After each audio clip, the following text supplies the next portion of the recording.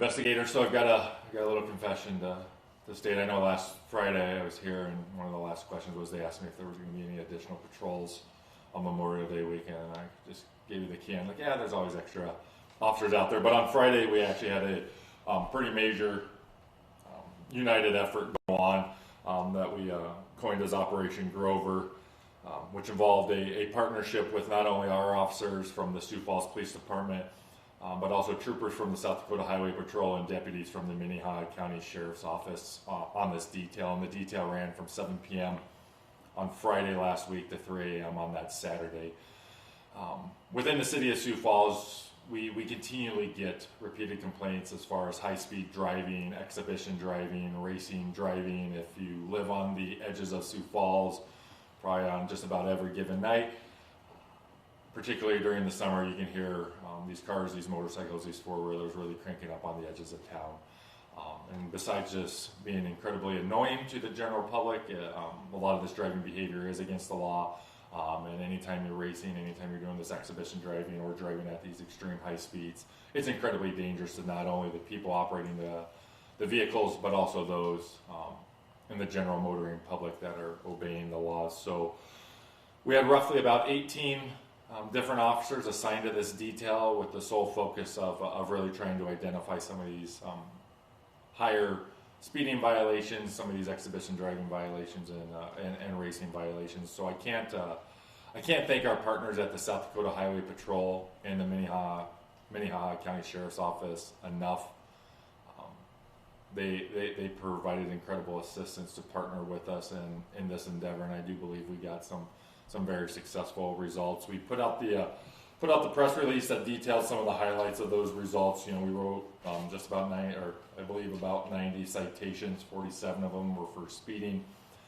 We were able to cite 5 drivers for the exhibition driving, and if you can see some of the higher level speeding amounts, I mean, so it doesn't say how much over 26 miles per hour they were, but I mean, if you think about being 26 miles per hour anywhere in the city, being that far over the speed limit, like, it's a significant amount. I can tell you, I know at least one of those 26 plus mile per hour violations happened at about, like, you know, roughly 26th in Minnesota. Very high speeds, very dangerous. We're going to continue these operations, you know, throughout the summer. We're always going to continue to have our not only our traffic officers, but we have federal grant funds that help us address some of these violations. So I would just encourage, first of all, thank all of you that operate your motor vehicles safely. It's only a very small percentage of those that are engaging in this behavior that make it incredibly dangerous for the public. So again, just like I said, I can't stress it enough. Our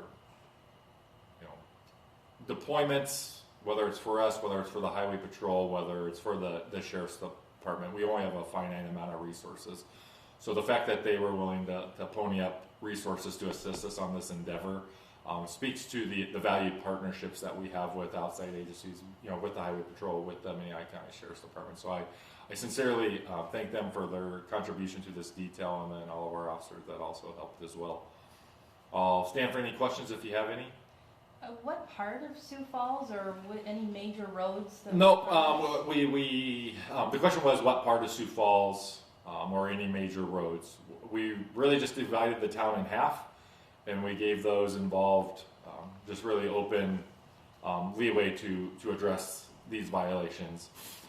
Historically speaking, some of this main behavior, as far as this driving, we do see on the perimeter of Sioux Falls, on the 57th streets, on the South Ellis or the Ellis roads, on the Veterans Parkways, where we get to some of those 4-lane roads that are really wide open. So we had people on the perimeter, but like I said, we also had people working right here down at 26th and in Minnesota addressing the exact same violations as well and having results. And all these citations were given within city limits? Yep, I believe, we focused on within the city limits of Sioux Falls. Why is this such a danger to people on the roads when people are speeding in the city? You know, I think if you look at a majority of our major crashes, you're going to see 2 common factors. One's going to be alcohol, and 2 is going to be speed.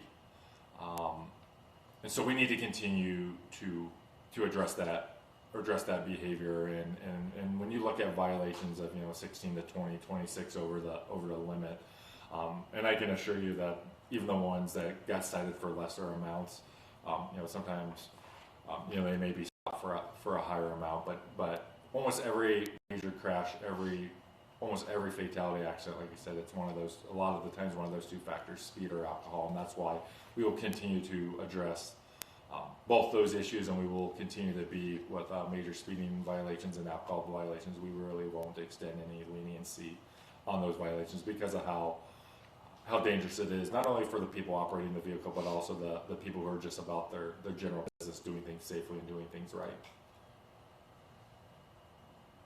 Any other questions?